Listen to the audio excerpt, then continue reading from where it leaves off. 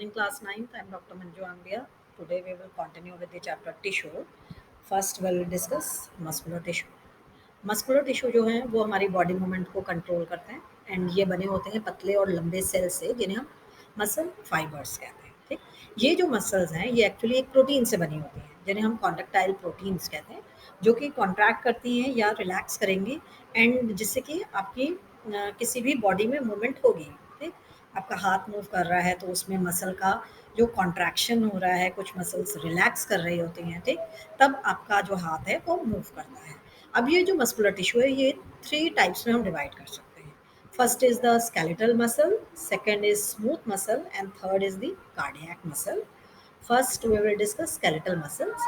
Skeletal muscles जो होते हैं ये हमारे स्केलेटन के साथ एसोसिएटेड है। ठीक है, जो हमारे बोन्स का पूरा ढांचा है बॉडी के अंदर, उसके साथ जो सबसे पहले जो मसल्स जो अटैच्ड हैं that is the skeletal muscle and ये हमारी बॉडी में मूवमेंट देने में हेल्प करते हैं। ठीक, एंड जो स्केलेटल मसल्स हैं इन्हें हम स्ट्रेटेड मसल्स इसलिए कहते हैं क्योंकि ये जो मसल्स हैं ये धारीदार होते हैं। ठीक, वाइट एंड डार्क कलर के बैंड जो होते हैं वो ऑल्टरनेट करते हैं, मतलब एक लाइन डार्क की, एक लाइन व्हाइट की, एक लाइन काले रंग की, एक लाइन लाइट रंग की। ठीक है, इस तरह से ये ऑल्टरनेट करते हैं, इसलिए हम इन्हें स्ट्रेटेड मसल्स कहते हैं। ठीक है, स्ट्रेटेड का जो लिटरल मीनिंग है दैट इज धारीदार इन हिंदी। ठीक है, अब ये जो सेल होते हैं ये लॉन्ग है, सिलेंड्रिकल है, अनब्रांच्ड है एंड मल्टी न्यूक्लिएटेड है। ठीक है, जैसे आप इस डायग्राम में देखिए, ये जो डायग्राम है इसमें आपको मसल कैसे दिख रही है, पूरी सिलेंड्रिकल है। ठीक, लंबी होती है एंड ये अनब्रांच्ड है, इसमें कोई ब्रांचिंग नहीं हो रही है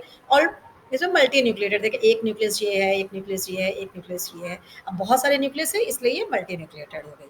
अब जो स्केलेटल मसल्स होती हैं ये एक्चुअली वॉलेंटरी मसल्स हैं। वॉलेंटरी मसल्स मतलब हम अपनी मर्जी से इनको यूज़ कर सकते हैं। अगर हम अपना हाथ हिलाना चाहते हैं तो हम उसको यूज़ कर सकते हैं, नहीं चाहते तो आप हाथ पे हाथ धरे बैठे रहेंगे। ठीक है, आप चलना चाहते हो तो आप मूव करेंगे, जो आपके मन में आ रहा है आप वैसा कर रहे हैं। वॉलेंटरी मसल्स है, आपके मन के अनुसार होगा। ठीक, ये वाली जो मसल्स होती हैं स्केलेटल मसल्स ये बहुत जल्दी फटीग्ड हो जाती है। फटीग मीन्स बहुत जल्दी थक जाती हैं। ठीक, हम ज़्यादा चलेंगे थक जाएंगे, ज़्यादा हाथों से काम करेंगे तो हमारे हाथ थक जाएंगे, इवन हम ज़्यादा बोलते हैं तो हमारी ज़बान भी थक जाती है, क्योंकि जो हमारी टंग है उसमें भी स्केलेटल मसल्स जो है वो प्रेजेंट होती हैं। ठीक, यहाँ पे मैंने एग्जाम्पल दिए हैं that they are found in hand, legs, tongue etcetera. ठीक, सेकेंड जो हमारे मसल्स हैं that is the smooth muscles. जो नॉन स्ट्रेटेड होती है, मतलब इसमें कोई भी आपको धारी नजर नहीं आएगी एंड इट इज इनवॉलेंटरी। इसमें जो है हमारे मन का कुछ नहीं चलेगा, इसमें बॉडी के अंदर जो हमारे पूरा सिस्टम है उसमें स्मूथ मसल्स होती हैं जो अपने आप काम करती रहती हैं। ठीक है, ये स्पिंडल शेप्ड होते हैं, अनब्रांच्ड होते हैं। ये जो आप शेप देख रहे हैं इधर पे मसल की, ये वाली जो शेप है इसकी, दिस इज स्पिंडल शेप। ये अनब्रांच्ड है, इनमें कोई ब्रांचिंग नहीं हो रही है एंड हर एक स्पिंडल के साथ आप देखो एक न्यूक्लियस है, तो ये सिंगल न्यूक्लिएटेड है यानी कि यूनी न्यूक्लिएटेड है। ठीक, ये भी फटीग नहीं होती हैं। ठीक, ये भी थकती नहीं है इतनी आसानी से एंड ये जो प्रेजेंट होगी ये हमारे डाइजेस्टिव सिस्टम में प्रेजेंट होती है। जैसे हमारी जो पूरी एलिमेंट्री कैनाल है जिसमें हमारा खाना पूरा मूव करता है एंड डाइजेस्ट होता है, उसमें पूरी में जो है स्मूथ मसल्स प्रेजेंट होती है। हमारा यूरिनरी ट्रैक्ट है, यानी कि जो हमारा एक्सक्रीटरी सिस्टम है जिससे कि हमारा यूरिन फॉर्मेशन होता है उसमें भी, और यूरिन का एक्सक्रीशन भी हो रहा है। ये सब चीज़ें ये किससे हो रही है, स्मूथ मसल से हो रही हैं। ठीक, वैसे रिप्रोडक्टिव सिस्टम है, ब्लड वेसल्स जो हैं हमारी, आर्टरीज एंड वेन्स हैं, इन सब में भी स्मूथ मसल्स हैं।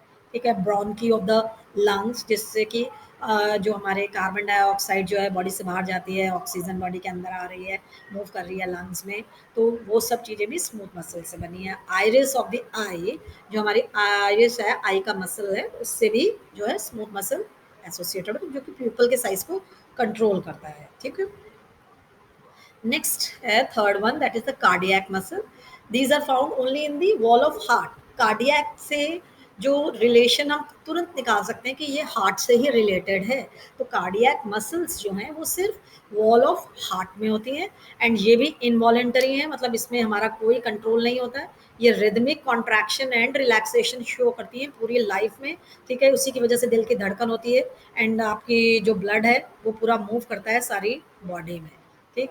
एंड जो कार्डियक मसल है ये सिलेंड्रिकल है, ठीक है। इस डायग्राम में जैसे हम देख रहे हैं इसकी भी शेप सिलेंड्रिकल है, ब्रांच्ड है, लेकिन ये देखिए यहाँ पे ब्रांचिंग है, लेकिन इसमें भी जो कुछ सेप्टा है और हर सेल को जो है डिवाइड कर रहे हैं, तो यहाँ पे न्यूक्लियस जो है सिंगल है हर सेल पे प्रेजेंट, तो ये क्या है, यूनी न्यूक्लिएटेड।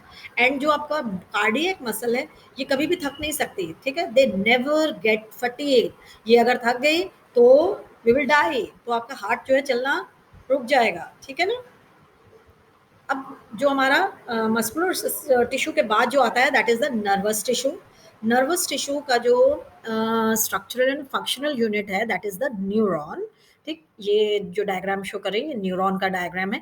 पूरा हमारा ब्रेन, हमारी जो स्पाइनल कॉर्ड है, हमारे नर्व्स हैं, सब में जो है न्यूरॉन ही प्रेजेंट है। न्यूरॉन के जो है 3 यूनिट्स हैं। एक जो पहला है this is the cell body, ये जो आप देख रही हैं येलो कलर का this is the axon. And ये जो लास्ट में ये जो है हमारे एक्सन की नर्व एंडिंग्स हैं। सेल बॉडी से जो है बहुत सारी और प्रोसेसेस जो हैं वो बाहर निकल रही होती हैं। ये पतले-पतले जो दिख रही हैं ये डेंड्रॉन भी कह सकते हैं हम इन्हें, इन्हें डेंड्राइट भी कह सकते हैं। ठीक है, सबसे पहले हम डिस्कस करते हैं सेल बॉडी। सेल बॉडी जो है that consist of cytoplasm and nucleus. ठीक है, ऑब्वियसली सेल जो है उसमें साइटोप्लाज्म एंड न्यूक्लियस होता ही है। And they also contain highly stained Nissl granules, ठीक, ये सिर्फ इसी में पाए जाते हैं। नेक्स्ट जो आगे हमारा डेंड्रॉन, ये डेंड्रॉन जो है ये बहुत ही छोटे और बहुत ही पतले-पतले प्रोसेसेस होते हैं जो कि सेल बॉडी से बाहर की साइड आ रहे होते हैं। एंड डेंड्रॉन ही हैं जो कि सारी इन्फॉर्मेशन जो है वो कैरी करते हैं। जो सबसे पहली इन्फॉर्मेशन होती है किसी भी चीज़ की, वो कौन एक्वायर करेगा, that will B acquired by dendron. मतलब आपको कोई भी चीज़, अगर आपने किसी चीज़ जैसे कि आपने किसी पतीले को छुआ, वो आपको गरम लगा, तो अगर वो गरम लगा तो वो पहला जो मैसेज जो लेगा वो डेंड्रॉन लेगा, ठीक है। ये डेंड्रॉन मैसेज जो है ये पास कर देता है सेल बॉडी को। एक तरह से हम ये भी कह सकते हैं कि जो हमारे सेंस ऑर्गन्स होते हैं वो डेंड्रॉन उनमें सबसे पहले होते हैं जो कि मैसेज को कैरी फॉरवर्ड करने वाले हैं, हासिल करने वाले हैं सबसे पहले मैसेज को। वो सबसे पहले इंफॉर्मेशन जो है सेल बॉडी को भेजेंगे। सेल बॉडी से वो मैसेज जो है एक्सन की तरफ ट्रांसफर होता है।